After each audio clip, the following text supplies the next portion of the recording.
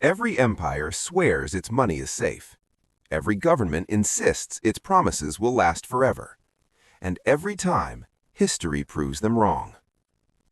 Across centuries, across continents, ordinary people have gone to sleep believing they were secure, and woken up to find their savings worthless, their salaries meaningless, and their futures erased by systems they once trusted completely.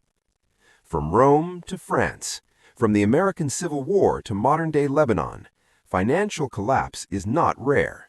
Collapse is the rule. The real question isn't whether financial systems fail. The real question is, when they do, will you survive it?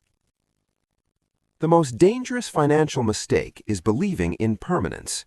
We look at bank balances, we look at national currencies, and we assume they are bedrock.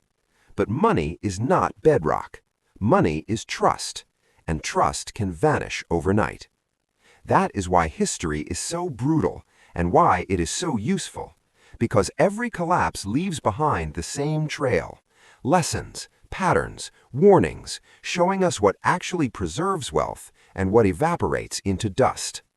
And if you study those moments closely, one truth becomes impossible to ignore. The survivors were never the ones who trusted the system the most. They were the ones who doubted first. Consider the Byzantine Empire, the eastern half of Rome that survived nearly 1,000 years after the West collapsed. At the center of its economy was the gold solidus, a coin so trusted that merchants across Europe, the Middle East, and Asia accepted it without question. For centuries, it functioned as a medieval global reserve currency. You would think Byzantine learned from Rome's earlier disaster, when emperors debased the silver denarius until it was little more than tin coated in silver. We've told that story before. But history doesn't repeat because people forget. It repeats because they refuse to believe they are next. Centuries later, the Byzantines made the same mistake, this time with gold. They quietly reduced its purity, mixed in cheaper metals, stretched trust thinner and thinner. At first, no one noticed. Then, trust cracked. The coin that once anchored Mediterranean trade became political fiction. Debasement destroyed its credibility, and with it, the stability of the Byzantine economy collapsed. What survived? Not government decrees, not official promises. What survived were merchants who held real gold or land beyond imperial control. While others watched their money dissolve, their wealth endured. Lesson 1. Governments cannot resist the temptation to dilute money, and when they do, real value flees to assets they cannot counterfeit. But not every collapse comes from rulers tampering with coins. Some arrive as sudden shocks. In the mid-14th century, Europe was struck by the deadliest pandemic in its history, the Black Death. Between 1347 and 1351, up to half of all Europeans died. Cities emptied, villages vanished, trade routes collapsed. Yet economically, something unexpected happened. When half the labor force disappears, labor becomes scarce, and scarcity creates power. Survivors demanded higher wages. Land and food became abundant relative to people. Those with liquidity, silver, goods, or simply the ability to work held leverage they had never imagined. Land once worth a fortune sold for a fraction. Homes stood abandoned. Fields lay empty. It was a buyer's market for those who survived. And if that sounds familiar, it should. During COVID, supply chains broke. Governments printed trillions. Asset prices exploded, while wages stagnated. Pandemics don't just kill people. They redistribute wealth. Crises reward those with reserves and punish those without them. Now consider Renaissance Florence.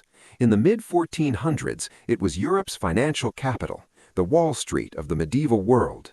Powerful banking families like the Bardi and Peruzzi financed kings and empires. Their largest client? Edward III of England. Then, Edward stopped paying. With a single default, Florence's greatest banks collapsed. Depositors were wiped out. Trade froze. Credit vanished. Ordinary citizens learned a brutal truth. Size is not safety. Reputation is not protection. Too big to fail is a lie as old as finance itself. Institutions exist to profit, not to guarantee your survival.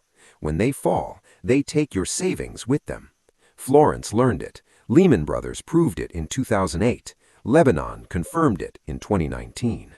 The American Civil War wasn't just fought with bullets, it was fought with printing presses. The Union issued greenbacks, money backed only by government promise. Inflation followed. The Confederacy printed graybacks in desperation. By war's end, prices had risen thousands of percent. Soldiers were paid with worthless bills. Families carried bags of cash that couldn't buy bread. By 1865, Confederate currency wasn't weak, it was dead. What held value? Land, food, gold, anything real. America has already lived through currency collapse. Protection didn't come from trusting paper. It came from holding value the system couldn't inflate away. Revolutionary France printed assignats. Trust collapsed. Bread riots returned. In Asia in 1997, borrowed in dollars. Currencies collapsed. Debtors drowned. Creditors survived. In Lebanon between 2019 and 2021, locked its banks. Deposits frozen. Currency destroyed. Doctors, engineers, retirees, the middle class wiped out. Money in a bank is not a vault. It is a loan to an institution that may never repay you. In the Confederacy, survival meant hard goods. In France, food and property. In Asia, avoiding foreign currency debt. In Lebanon, exiting banks before the doors closed. The pattern never changes.